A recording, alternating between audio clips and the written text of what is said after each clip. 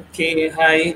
Um, Good evening, good afternoon, good morning to some of you, and would like to welcome you again to our series of webinars. And today we are having the 19th International Talk on Green Business, Sustainability, and Climate Action. And as you know, this is a series which is being organized jointly by the Global Ambassadors of Sustainability and the Global Green Chamber of Commerce. And I would like now to invite Ms. Michelle Thatcher for an opening remarks. So the floor is yours, Ms. Michelle. Thank you, Dr. Bassam, and many thanks to our participants who are joining us today. I know that we're very international in scope, so we're just honored to have each of you. And speaking of international, we have amazing esteemed speakers who will be with us from Oman, Finland, Egypt, and Kenya. So I want to make the announcement that I know that probably all of you are already on Dr. Wissam's email list and following the Global Ambassadors of Sustainability LinkedIn. But if you're not, just make sure that you start and that you can also mark your calendar for this exact time next Thursday, June 26th. And we're going to do a little something different today. I think with so many heartbreaking challenges around the world, with war, hunger, and hardship, which directly impacts many of our participants and viewers, we want to take this moment to pause and send love, hope, and prayers for peace and healing. May this moment inspire each of you to consider how we can bring light to darkness through kindness, compassion, and of course, action. Let us now take 10 seconds of silence together, filled with care and intention.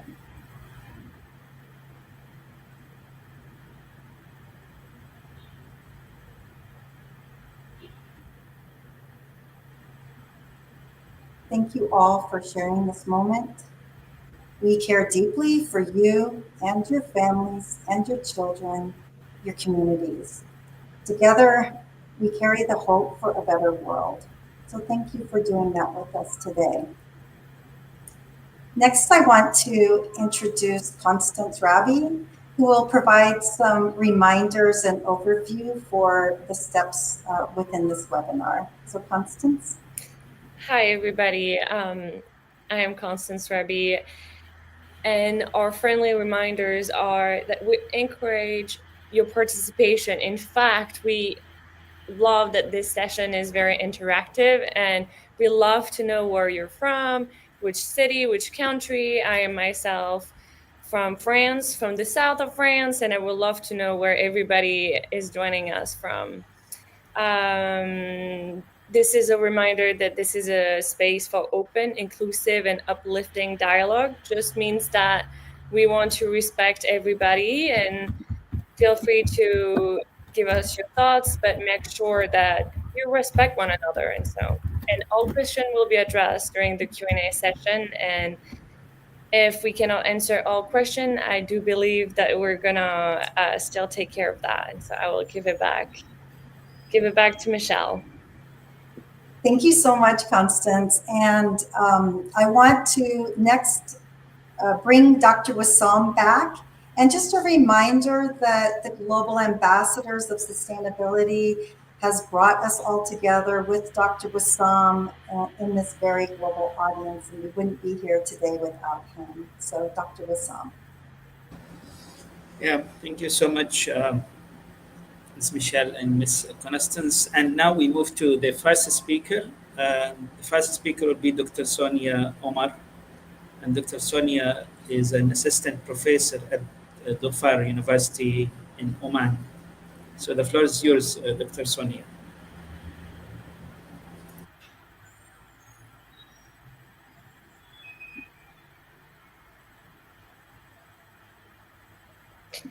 I know that Am Sonia... I audible? Yes, perfect. Yes. Can you hear us, Sonia?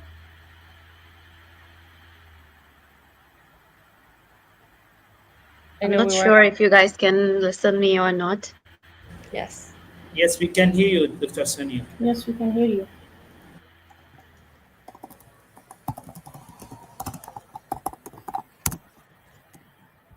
I know she was having a couple trouble hearing anything earlier.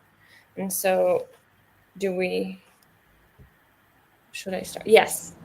Yeah, so maybe we move to the next speaker until Dr. Sonia solve the technical issue. And so the next speaker will be Ms. Tanya Holm. And Ms. Tanya, she's the co-founder of the Environmental Impact Academy in Finland.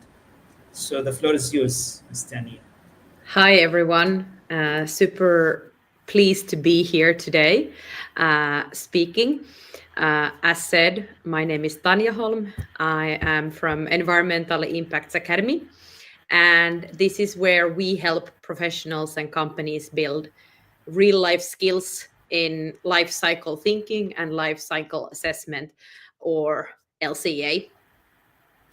For the next 15 minutes or so, I'll walk you through a few specific ways that LCA can support more sustainable business.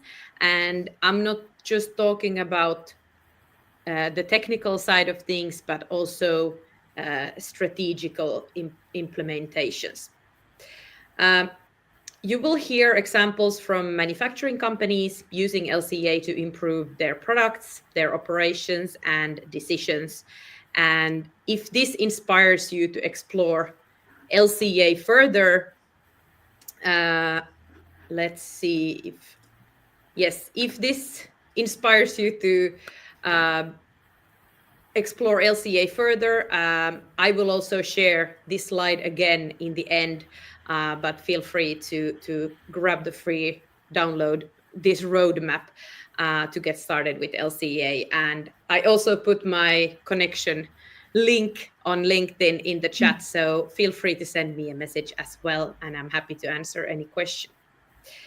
So let's move to the first major benefit of LCA, and that is to identify environmental hotspots. This is where in your product's life cycle, this is where you figure out where in the product's life cycle the most emissions or the most impacts come from. This is an analysis where you literally see the hotspots of your product. And this is a great way to get a starting point for what you are trying to do, what you're trying to change. Because if you're trying to change something, but you don't know the starting point, that is why you need the hotspot analysis. And I took an example for each and every one of these benefits on every slide so that you get an idea of what I mean by every example. So here I have an example of an apparel brand who ran an LCA on their football jerseys. And the goal was to understand 3 different products' total environmental impact and identify which stages mattered the most. And they got an overview of where their emissions came from. I can just say that the results were surprising, different to what they were expecting. So that gave them a really good starting point. And instead of assuming, they got real data that gave them real direction. Once you've identified the key environmental hotspots, the next step is acting on them. And LCA actually helps you to zoom in on the most impactful design phases or the material choices or supplier decisions. So once you have that hotspot analysis, the overall view, you then know these are the hotspots where my impacts come from. The first hotspot analysis can be done very broadly, very generally, and that gives you direction to focus on a specific section of your product. So if we take the same apparel brand, they did the hotspot analysis, and then after that, they were able to focus on the transformation of the football jersey, and the use phase, because those were the phases where the most impact came from. And so they could dive deeper into those stages and figure out even more detailed data to get more information about how they could minimize those impacts. And another example of this stage, what you can do at this stage, and how you can use data to make smarter decisions is, let's think about an industrial tools manufacturer. They used LCA to compare different manufacturing techniques.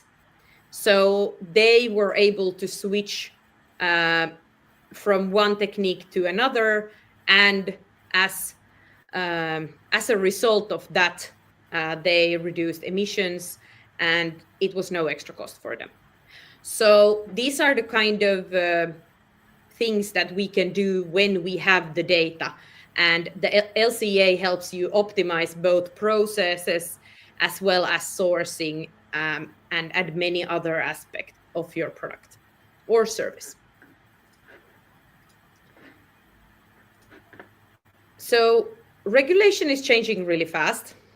For example, from where I'm standing, EU is one of the biggest entities that are pushing out different regulations, and the Digital Product Passport and the CSRD and the Green Claims Directive are all steering companies in a specific way. And all of these are actually saying that you should have better understanding of your value chain. And LCA can help you with getting ready for compliance and for risk management. And that is, as an example here, I have a manufacturing company who were able to do an LCA ahead of the time before the Digital Product Passport requirements were set on them, so that they actually were ready. They had all the data that they needed, and they were prepared for when these requirements comes down the line. So this essentially helps you stay ahead of regulation, manage compliance risk, and turn legal pressure into an opportunity. So yeah, that's a good way to use it. Another benefit of LCA is to one S has fallen away from this slide. Actually, it's supposed to say substantiate green claims. So that is number 4. Sustainability claims are everywhere, but today those claims require proof. And if you make an LCA, that will allow you to, for example, get a specific eco label, or you are allowed to use a low carbon label or something else, which is the example I have here on the slide. So LCA gives you the evidence. It's not just estimates, and it helps you avoid greenwashing, and you will meet labeling standards, and you will build trust. Number 5 on my list here today, I have support eco-design. And LCA supports this thing called eco-design. It is a process where you design products with environmental impact in mind from the very beginning, even without a single product has been produced. So as an example here, I have a lighting company that is already in the R&D phase, modeling with the help of LCA what the environmental impacts of their product will be. So they are essentially running what-if scenarios, comparing different materials, production methods, and assembly options before a single unit has been produced. So this allows the product and design team to balance performance, cost, and environmental impact, and do it very intentionally and not, by accident. And this is where LCA gives product developers a real advantage. It helps them design with data and not with assumptions. So let's recap what we have learned here today. Number one, identify your biggest environmental hotspots. That is one of the benefits of LCA. LCA helps you make smarter product and processes and supplier decisions. So it will back what you are saying with data. It will strengthen your compliance and help you manage regulatory risk. It will also help you with substantiating green claims with confidence.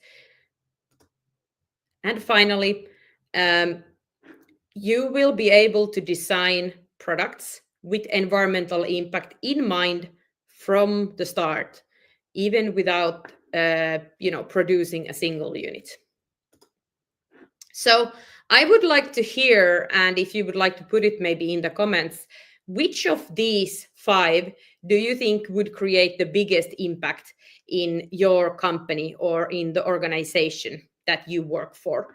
And I would be very curious to hear if you have an idea in mind, or also if you have a question. So, in today's business landscape, sustainability isn't just about reporting or reputation, it's strategic capability. And LCA is what makes that strategy real. It connects your environmental goals to data, it turns good intentions into focused improvements, and it gives your team the tool to take action with confidence. So whether you're working with product development, procurement, sustainability, or strategy, LCA can help you move faster and smarter. So here I have my free LCA roadmap, which I promised in the beginning. I can also put the link in the chat later on, but you can take a picture of the QR code, and this is a practical step-by-step guide to get you started with LCA. So thank you so much for your time here today. If you have any questions, feel free to send them to me on LinkedIn, send me a connection request as well, mention that you came from this event, and I'm super happy to help you forward. So let's lead with data, with clarity, and with impact. Thank you so much. Yeah, thank you so much, Stanley, for this interesting sharing. And we go back to now to Dr. Sonia. If you already solved the technical issue, can you please go ahead with the presentation? You are unmuted. Okay. Yep. Am I audible to everyone? Yep. Because I cannot hear any sound. I don't know why. Yes, you are. Yes. Yes. All right. So this is Sonia Mer here. I am from the Far University, Oman. I'm working as an assistant professor here. Today, I'm going to talk about how to cultivate sustainable performance, especially environmental performance within higher education institutes. Basically, this is research findings of one of my paper. That paper is very close to my heart because when I started working on it, at that time, very little work has been done on green talent management. I'm very much into the research of talent management and leadership. So green talent management is now I could see some research, but at the time this was quite a new topic for me. So I dig it down, and today I'm going to talk about that. Basically, I'm talking about how green talent management, it leads towards environmental performance within higher education institutes, because there is a need within the higher education institutes that we should cultivate sustainability And along with that, I will talk about the role of transformational leadership and employee engagement with the green initiatives. As we all are familiar, sustainability is a key concern nowadays in the modern organizations, and within the organizations, human capital can play a pivotal role. More and more organizations are now relying on their talent, and they are trying to improve their talent processes. That's why when we are talking about sustainability or sustainable performance, there is a need now for the organizations to focus on the Green Human Capital Develop program, that is green talent management. It's very much similar to talent management. The difference is where talent management attracts, nurture, and retain the people. Green talent management basically is to attract, nurture, and retain those people who are environment conscious, who can promote green initiatives within the organization. And a very interesting thing which we did in this research was we used dual dimensions of green talent management. One was hard talent management and other was soft talent management. Basically, this is all about the skills. Green soft talent management is where you develop and retain your green talent by managing and controlling through effective communication and decentralization in the decision making. Leaders try to involve the team in the decision making process, and there is organizational support from the leaders and managers in order to boost such green practices. When we talk about green hard talent management, it is different than soft because it's a mechanistic or target market oriented aspects of talent management, where the organizations generally perceive that green talent is essential resource which can and should be managed effectively and efficiently. And how they do this through rigorous performance appraisal systems or hierarchical organizational cultures or bureaucratic structures, which helps them to gain competitive advantage and obviously achieve environmental sustainability. So what this research was focused on, initially we were looking at to examine the role of green talent management on the environmental performance. And then because when we are talking about managing the talent and looking at the performance towards sustainability, the role of leaders is very crucial. So we also try to look at the impact of transformational leadership. And we also look at the employee engagement towards green initiatives. As I told you, green, hard, and soft. Basically, it was like that green transformation, green talent management through its two dimensions, like hard and soft. It helps to engage employees with the green initiatives, and then those green initiatives helps to achieve the sustainable performance. And here we try to look at the moderating effect of transformational leadership. As green talent management I discussed, we focused on two aspects that was very different with the previous studies. At that time, only two studies were there: green hard management and green soft talent management. And along with that, the transformational leadership, we all aware that it inspires and motivates the employees. But here our focus remained on green transformational leadership, where leaders try to create a shared vision for sustainability. And they try to strengthen because of their activities and their influence within the organization, they try to strengthen the impact of green talent management practices. When we talk about employee engagement, here employees are basically encouraged by positive HR practices and also the leadership support, and they try to engage with all the green initiatives that are being initiated or started by the organization. So, because as I told you, it was basically concerned about the higher education institutes. So our sample was from higher education institutes of Oman, And for that, we did we conducted a survey, and then Smart PLS we use in order to analyze the results. And we analyzed that all our direct hypotheses were supported. So I would mainly discuss about the theoretical and practical implications of that rather than on the results. So the very first thing that as I discussed, we expand and explored concept of green talent management, because green talent management is a key factor in achieving sustainable performance within the organization, particularly within the higher educations. We highlighted the two dimensions that are soft and hard. We distinguished between these two, and we demonstrated that how both are essential for the sustainability outcomes.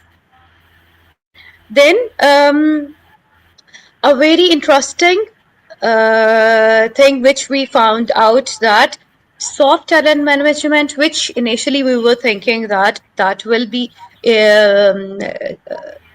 influenced by the leadership green transformational leadership, but it was not. It could not enhance like transformational leadership could not or enhance soft green talent management effectiveness in certain contexts. Also, we try to integrate or contribute to HRM and sustainability integration literature. We link them together, so it provides a holistic perspective on achieving environmental goals through people management. Now, if we look at, there are conceptions that higher education institutes are different than production or manufacturing organizations. That's why they do not need to implement sustainability practices or green practices. So this, our study provides insights for, particularly for higher education leaders, so they can design and implement certain policies that can enhance sustainability across the academic institutions. It highlights a very important concept, that is that structured HR practices are really very important and crucial. Because when there are performance-based systems like green-oriented appraisals and rewards, they can motivate staff to engage in environmental responsible behaviors. And also, another thing that is very important, that institutions should invest in developing green transformational leadership skills, so that they can, the academic leaders can amplify the impact of talent management, particularly in the structured or formal work environments. Then it provides empirical support for green HR initiatives, and also it enhances the strategic role of HR in sustainability efforts. Altogether, it provides an initial assessments of how organizations can introduce green talent management, particularly the higher education institutes. We can say that previously it was supposed that it's a peripheral, but now it is considered as a strategic concept to be introduced in the higher education institutes. So it's, in conclusion, I can say that green talent management, it's a powerful approach for higher education institutes. When promoting this approach within the organizations, they can not only enhance their reputation, they can not only build their image, but also because they are the ones who are making the future leaders. So they come in a position that they can not only attract the faculty, but also those students who are environmental conscious. Here, the most important thing is you need to balance effective leadership, and you need to develop certain strategic talent practices that can integrate sustainability within your institution's cultures and operations. So this is all from my side. Thank you. Thank you so much, Dr. Sonia, for this sharings about green talent management and leadership. And now we move to the third speaker, Dr. Dunya Rabi'. And Dr. Dunya, she is the Executive Director of the Central Unit for Sustainable Cities at the Ministry of Housing in Egypt. So, Dr. Dunya, the floor is yours. Okay, you can hear me clear? Yes. Hi everyone. Okay, this is first. I want to introduction to prepare the presentation. I am Dr. Dunya Rabia, General Manager. Dr. Dunya, sorry, Yes. can you raise your voice, please? Okay. This is a problem in the internet. I'm so sorry. Okay, I am Dr. Dunya Rabia, General Manager and Executive Director of the Central Unit of Sustainable Dr. Cities. Dunya, sorry, we can't hear your voice clearly. Can you try to raise it a bit? Okay, and use it. That's very okay. That's clear. Now you can hear me. Yes, but if you can raise it a bit, that will be good because, yeah. Okay. I am Dr. Dunya Rabia, General Manager and Executive Director of the Central Unit for Sustainable Cities and member of the Technical Office of the Minister of Housing for follow-up of national project in Egypt. First, we can discover the problem of the sustainable challenges in the 4 points. Number one, input such of unsustainable production and consumption. Two, how to discover and build resilient people, communities. Three, discovering and understanding the following resilience factors. And four, from crisis to resilience. We can see that the earth is crying out for help. I can see that in Egypt, mission in 2040 reached 300 tons of carbon dioxide. Emission from the transport sector amounted to 48 million tons. In the 2030, it will reach 100 million tons. So, number one, inputs such as unsuitable production and consumption that cause climate change and threaten biodiversity as their outputs. Number two, so we can ask ourselves how to discover and build resilient peoples, communities, and ecosystems. Three, discovering and understanding the following resilience factors will lead to a better future, as will be shown in the next slide. This is for crisis to resilience, we should understand several factors and implementation, as was shown in the next slide. This is the real project in our country to solve the problem, building a new sustainable cities in Egypt, which affiliated with the Egyptian Ministry of Housing. We can know that this is a slide, Egypt civilization and building since the time of the pharaohs and thousands of years ago, and we completed the civilization in the Ministry of Housing, established in the 2720. It has four generations, including more than 40 new cities. So we build resilient cities to face climate change and achieve zero carbon emission. This is our sustainability development goals. We can see it good. And so I can present that we work on 5 main axes in sustainable cities.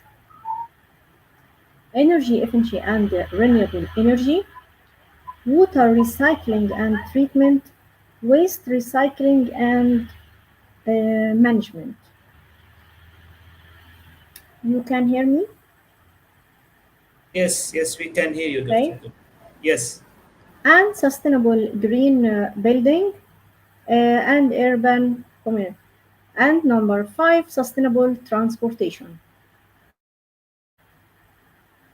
And the number 1, in our cities, we can building many renewable energy and energy efficiency, and the 21 solar power plants have been established in our new cities. Produced 2,000 megawatts to reducing 1,042 tons of the carbon dioxide.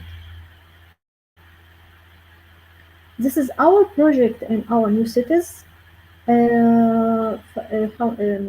First May and the new Burj Al Arab and Sheikh Zayed cities and new Tiba and Sadat and the new Mini. This is a real project in our new cities. If you can see it clear. And the renewable energy and energy efficiency, this is in Rhodes, 3 central solar power stations with a total capacity of 3040 kilowatt hours. This is stations in the Sadat new cities and October new cities and Tiba new cities. This is a real picture in our project. Also in the solar water heater in our cities, in the new Tiba city and in Sadat city. We can see that in the 2 sector, integrated water management implemented project, A sewage entertainment plant, double and triple, and use it to green areas and tree forest. B. Grey water treatment plants in the many new cities also. Number 3, integrated waste management as agriculture waste recycling in the Sadat, Obur, New Tiba, New Burj Al Arab, and Ramadan.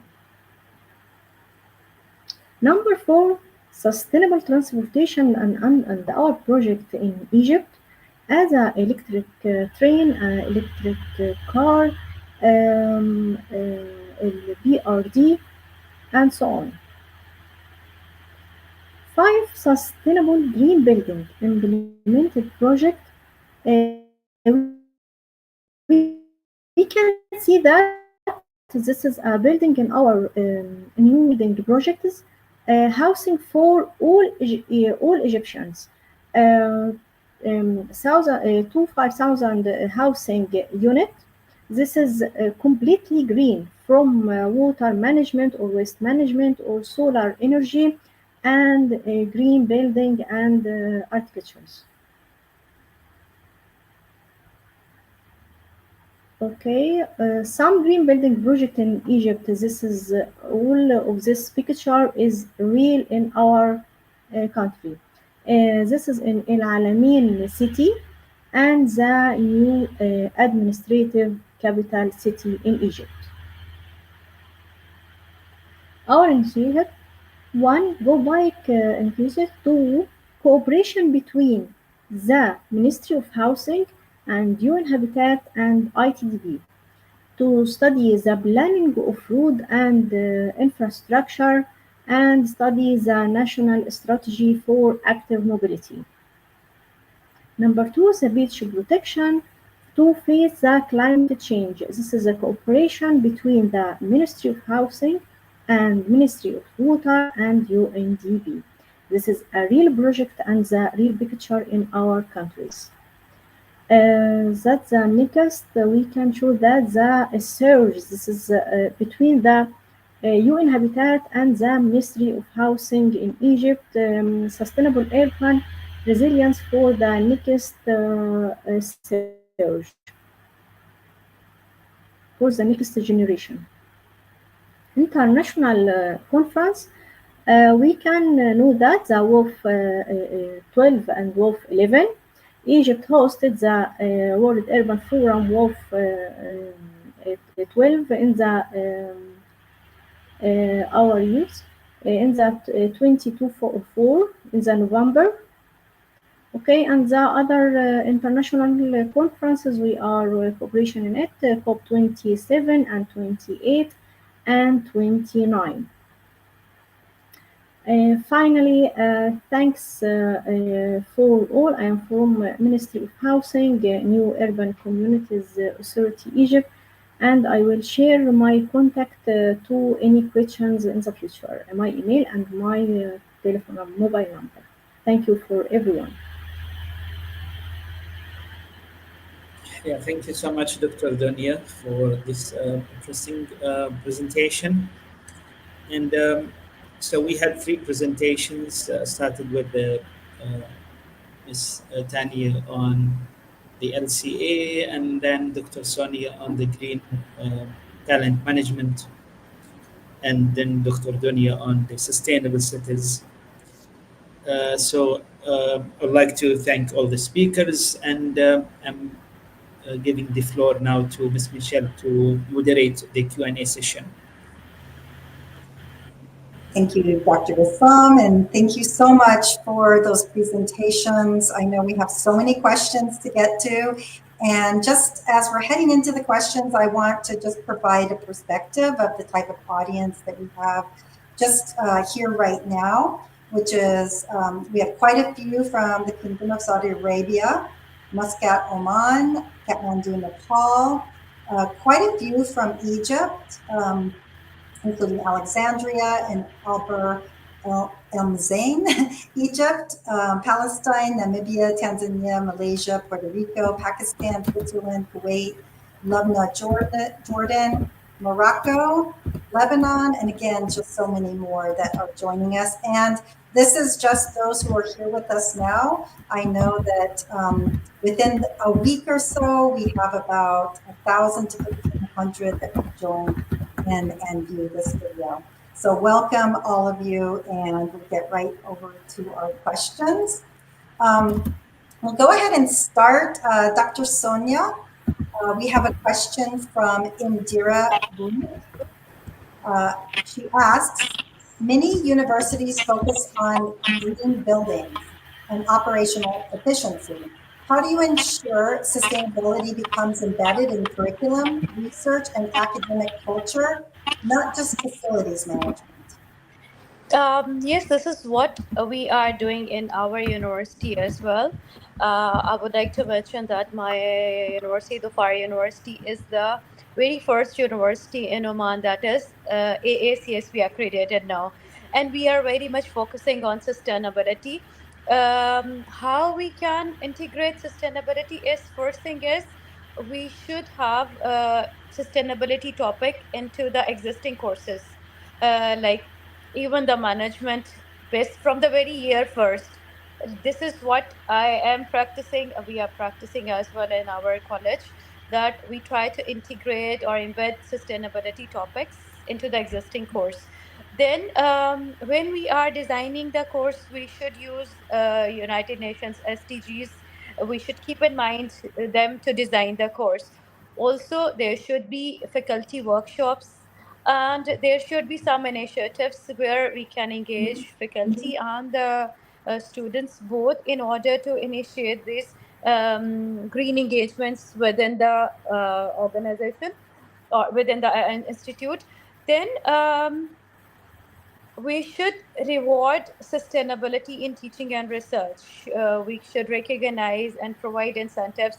Sometimes these can be monetary incentives. These can be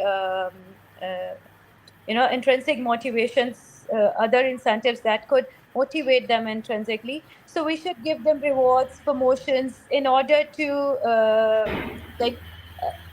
in order to recognize their efforts towards sustainability. So I feel these are some of the things how we can integrate sustainability within into our curriculum and into our faculty.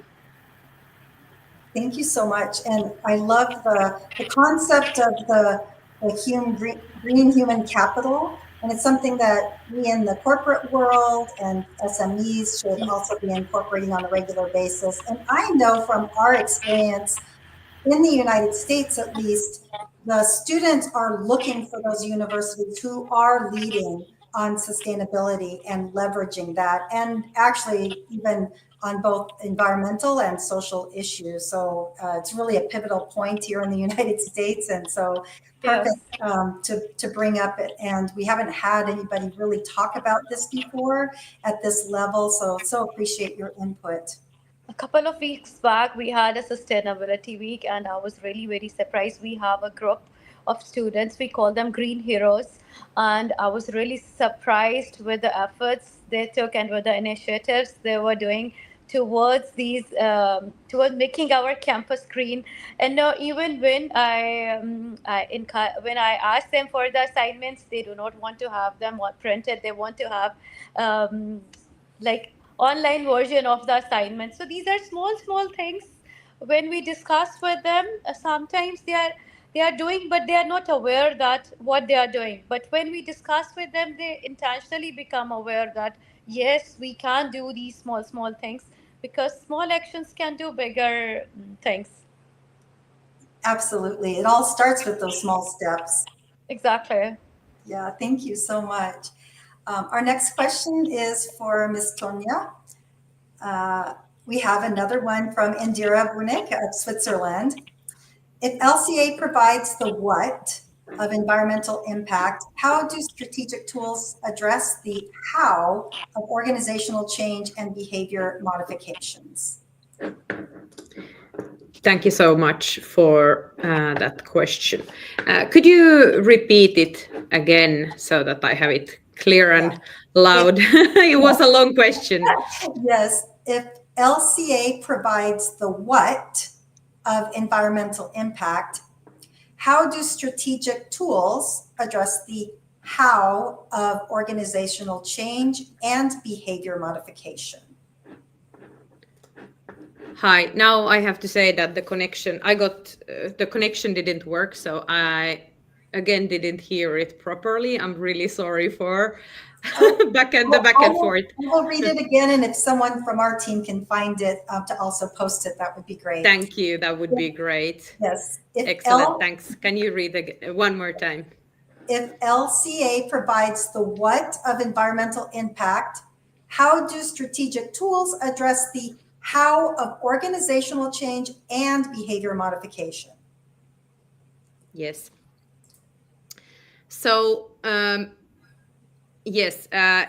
Well, LCA, first of all, gives you the facts of where you are, maybe helps you define the goals based on those facts. But your strategy is actually what turns those insights into action. So yes, we often say that LCA identifies the what, but really the how depends on many different things inside of the organization. So like one tool that I mentioned is the eco-design framework. Then you can use different tools for supplier engagement. Internal training is often needed. And a lot of the times in this work, you will need cross-functional collaboration as well. So yes, it's, LCA can be the starting point, but there are many other skills and many other tools that you might need to actually get where you would like to go. And oftentimes there might be problems or obstacles inside of the organization that you need to battle to get where you want to go.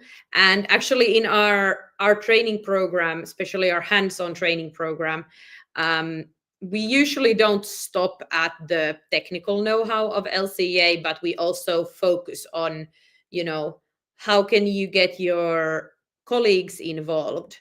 How can we teach a larger audience, more of the key players inside of the company to understand what LCA is and how it can be used. And when a larger group of people have that understanding, it's also easier to take those initiatives forward. So it's a very multifaceted, thing, and you do need multiple different types of tools to really make the impact.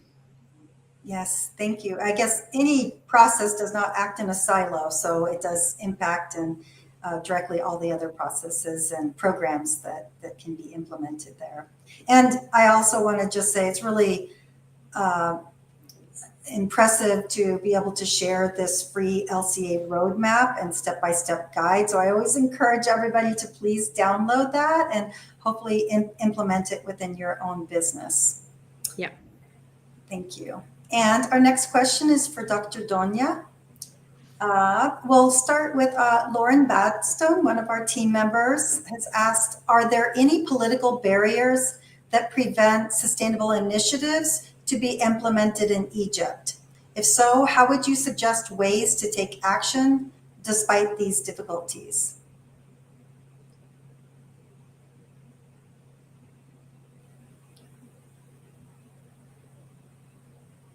Dr. Donia, can you hear me?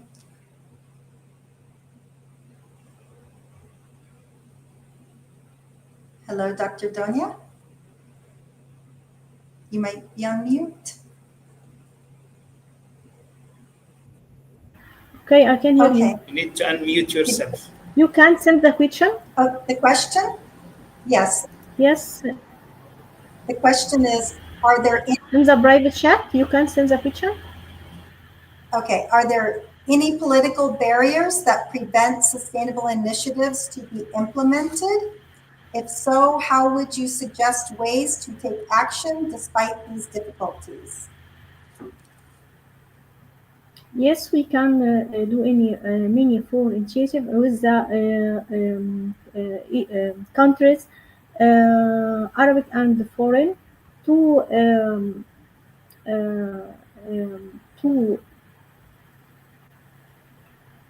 hello, you can hear me? Yes.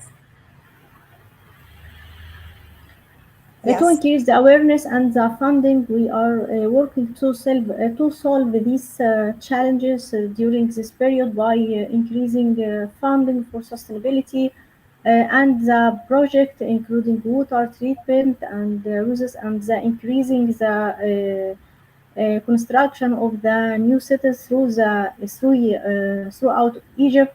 There are very large investment projects between Egypt and many Arab countries and foreign countries in the field of the sustainability and the new cities construction.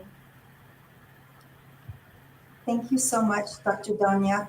And I also found it really unique when you bring up the... Please, if you can send this as a question in the email, because I don't hear you good. Okay, no, it's good. I think that was very good. Thank you so much. Okay. We'll put the other questions in the chat as we ask the next ones for you. And our next question is for Dr. Sonia. This question, similar in scope, is how do we set good policies in management and leadership?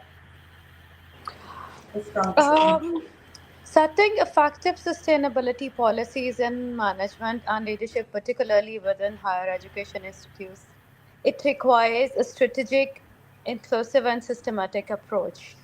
The very important thing is that these policies should align with your organization's mission, vision, and should embed in sustainability in decision-making process. And it also foster a culture of responsible leadership. Now, the most important thing is when you are crafting your policies, you should craft them or you should align them with certain global frameworks like SDGs. And then we should define clear goals and principles and institutional commitments, not only across one department, but it should be across like operations, teaching, and research and community engagement.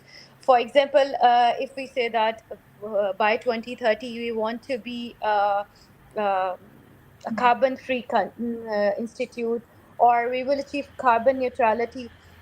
So this is all we need to embed into our system, and then we should include sustainability as a core pillar in our strategic documents. Then when we are talking about leadership, our senior leadership should own it, and they must become a model by showing a responsible behavior towards it.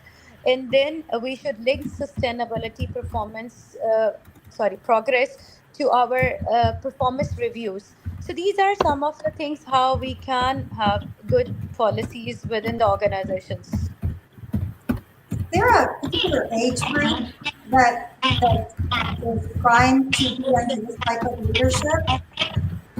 Sorry, I cannot hear you properly. Okay. Is there a particular age group that is primed for this leadership? Can you just type in the chat, because there is disruption in your voice. Can you guys hear me now? Age group regarding what? Michelle, can you repeat the question for me so I can rewrite it? Maybe I'm having trouble from my end? Yeah. Go ahead and ask questions, Constance. What is the question you wanted to ask? I'm sorry. I would say go to the next question. I guess I can go and ask, it's like what age group is more represented, I would ask. For age group for what? The green leadership. The green leadership. No, there should. I personally feel that leadership is. It should be from senior to junior. Everyone should respond to it, and also the very important thing is we should, because we are developing the future leaders, so we should incorporate. Or we should try to engage our students as well. So for me, for me, the students are more important, or they have the highest rank in this, because they are the ones who will become the future managers, future leaders. So they should be involved within all these policies. They should also be involved while preparing these policies. Thank you so much. Am I better now or no? Yes. Okay. I want to make the announcement that the QR code, I think my audio is having issues. Constance, maybe you can. Okay, I can see another question to me. If you can see it. How do developing economic like Egypt balance urgent economic growth needs with long term? I can ask one more question, but I want to let know the audience that in order to receive their certificate of participation, they can use the QR code, and that would lead them to a Google Doc participation to complete, and then they will receive the certificate of participation. And I can ask another question, maybe a last question for Dr. Donia, which will be from Indira. How do developing economies like Egypt balance your urgent economic growth needs with long-term sustainability goals? Where do you draw the line? And I am going to put this question in also in the private chat for our speaker to see. It's for Dr. Donia. Yes, okay. Does it begin with advertising the numerous of the project have been implemented in new cities including solar power plants and water treatment plants. Now there is a common project in the general, especially in the development of the informal settlements across a lot of in every country in Egypt. We can see that in the presentation. I can present the real project and the real picture if you can see that. Thank you.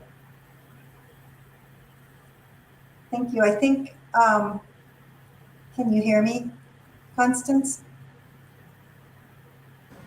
Yes, Okay. Michelle, it's clear. Okay, so our next question is from Mr. Abasara, which is, how can leadership, and this is for Sonia, how can leadership transform their satellite numbers, thinking to an integrated sustainability decision involving sustainability officers? So how can leadership transform the satellite numbers, thinking to an integrated sustainability decision involving sustainability officers? And I know Constance just put it in the chat.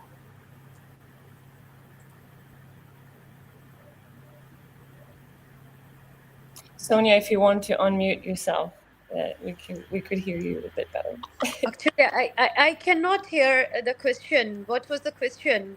I put the question in the chat, and the question was, how can leadership transform their satellite numbers, thinking to an integrated sustainability decision involving sustainability officers?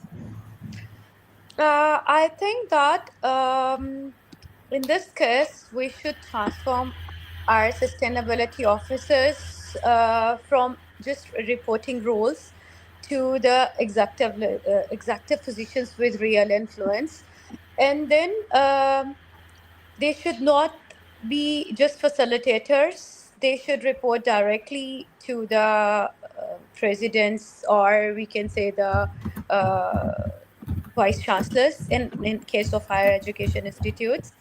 Then we should include sustainability representatives into our strategic planning committees or finance boards or even the curriculum design teams as well.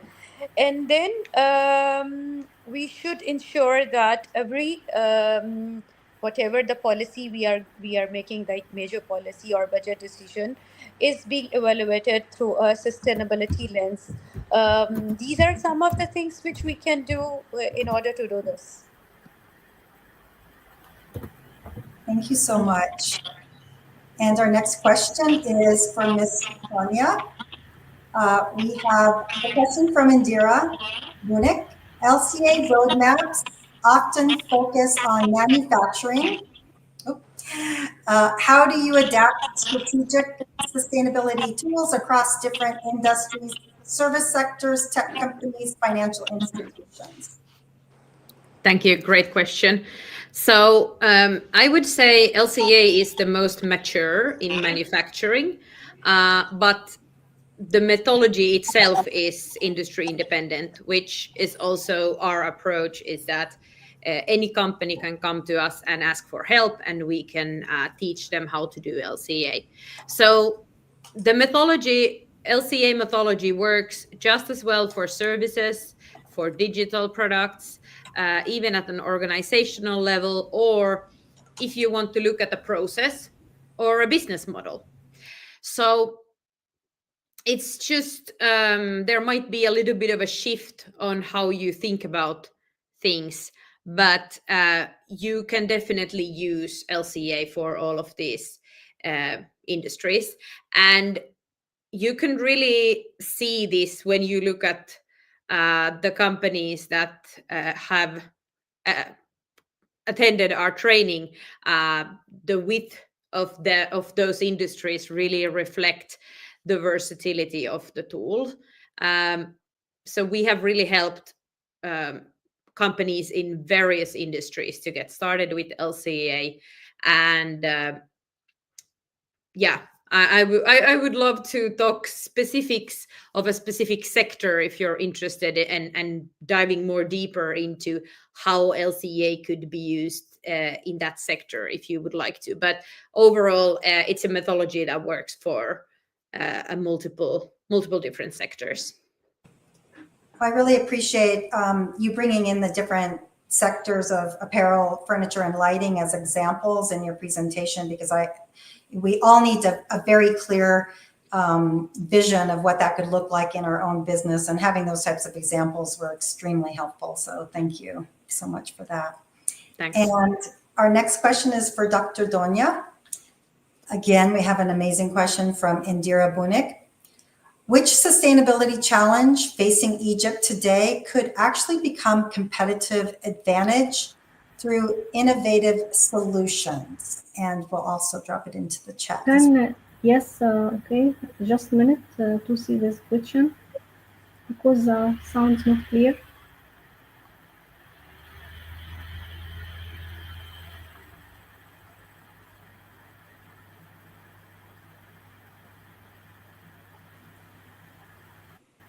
Can you see that in the chat, Dr. Donia? I respond about this question.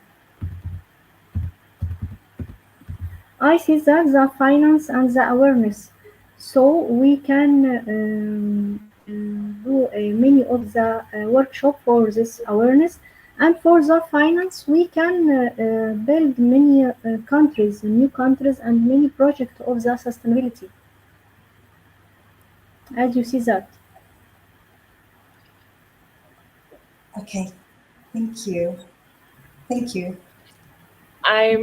May I ask the last question of this webinar? This question is for all speakers, and given all of your unique perspective and experiences, what is the one fundamental shift, whether if it's in mindset, approach, or system, that you believe in absolutely critical for moving sustainability from performative action to transformative impact? So like, what can we do to be part of the transformation impact of climate change? Like, who would like to go for Tanja? I can Yes. I can start. Yeah. I saw you first. Yeah. I would say, from a company's perspective, I would say go from the mindset of doing sustainability or doing LCA or doing collecting data from our suppliers only for reporting on or compliance purposes because you have to. Yeah. Going from that mindset to actually using that data for something useful. So going from the mindset of ticking a box for ESG or compliance to actually using that for something beneficial. So, for example, LCA, what I talked today about, that it can be a very powerful decision-making tool. Mm-hmm. So you can actually get a lot of benefit from it. It can be competitive benefits. It can be more efficiency. And there is actually a long list of other benefits that I didn't talk about today that LCA brings. So, but I think that's the one thing that I would shift in terms of sustainability as a whole. Stop doing it just because of reporting purposes. Start thinking, how can we use the data for something useful? And I really think that the shift will happen by starting to demystifying the different tools that we already have at our disposal, getting more training for the teams, and getting them the understanding that they can use that data for something useful, something else, and turning the sustainability department from just a cost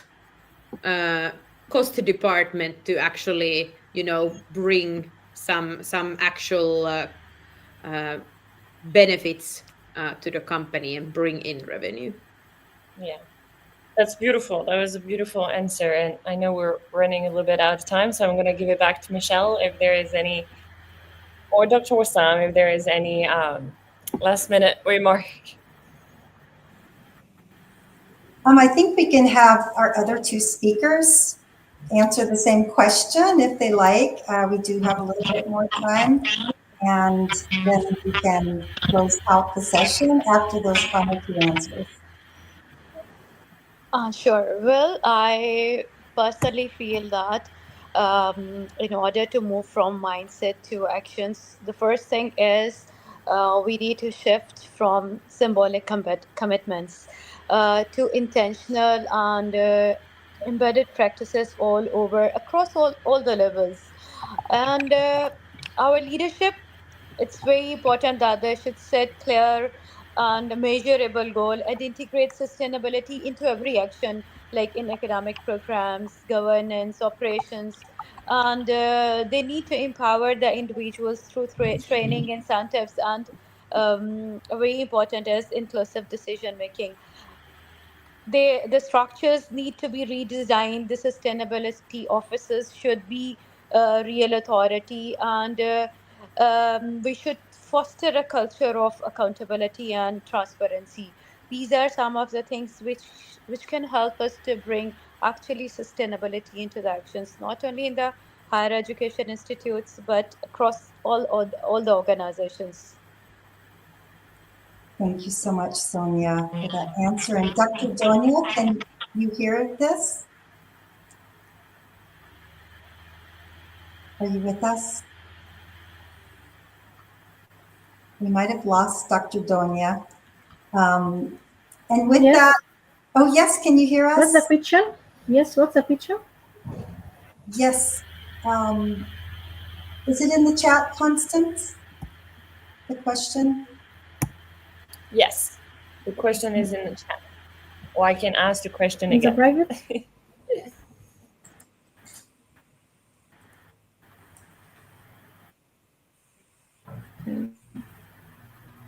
Yes, go ahead. This is the question? Yes.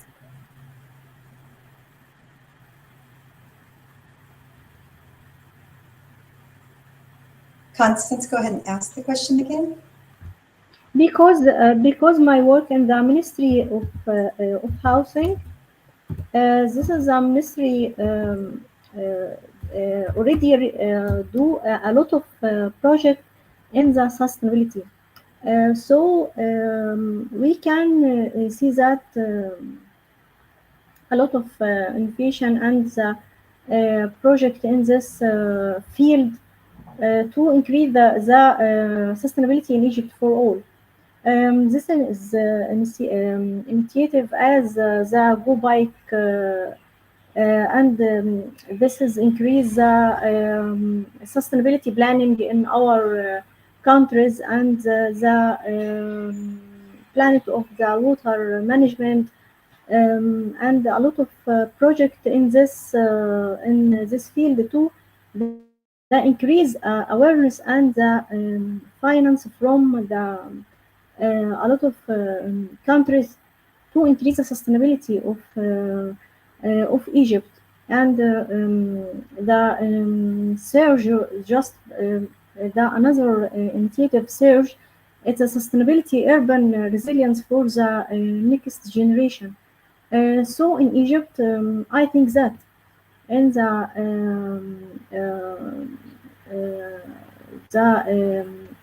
later period we can do a lot of project in this field because it's very important for the next generation in the future. I think that. Thank you so much, Dr. Donia.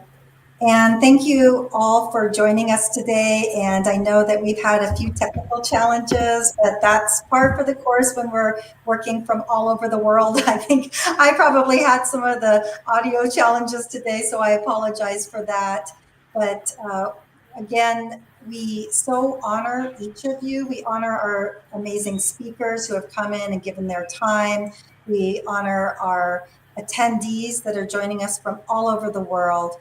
And we hope that you can join us in 2 weeks from today. And we hope that you can also share the link so others can also watch the video if they're not here right here now. And I want to hand it over. Well, first, I also want to just thank Dr. Wassam for again bringing us all together. I want to thank Constance Rabi and our team for helping to create some of the marketing tools and resources, and Lauren Batstone for asking and bringing over some of the questions as well, and those who are especially engaged on our comments and sharing where you're from and asking those questions. So thank you so very much. You are an integral part of this program and continue to be so. So thank you. And Dr. Wassam, I'll pass it to you. Thank you so much, Michelle, and the team for moderating this session. And I would like again to thank all the speakers for their enlightening remarks and the presentation. And I'd like to also thank all the audience. And I think today we are having, as usual, we have a unique audience. So geographically, we are talking about people from Southeast Asia, from the Middle East, Latin America, North America, from Europe. So it's very diverse in terms of locality, and also the discussion was very rich. And this is the aim of this platform, to bring people to share ideas and to learn from each other. And also to share their knowledge and experiences. So thank you so much, and we'll see you back in 2 weeks. 2 weeks time, we'll have another series of one more webinar with various speakers, and we hope to see you again. Thank you so much, and have a good time, everyone. Bye-bye. Bye. Bye, everyone. Bye bye.